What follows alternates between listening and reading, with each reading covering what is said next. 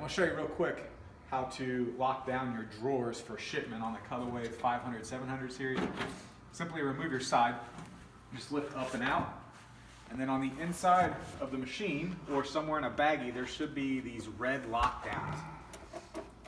So I'll just do the bottom drawer here so you can see. So simply remove your screw.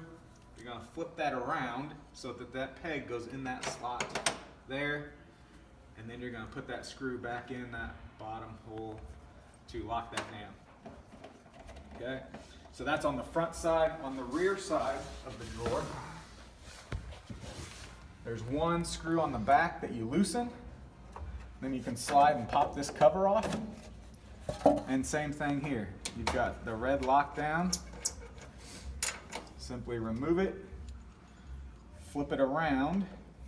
On these, the screw goes on the top side.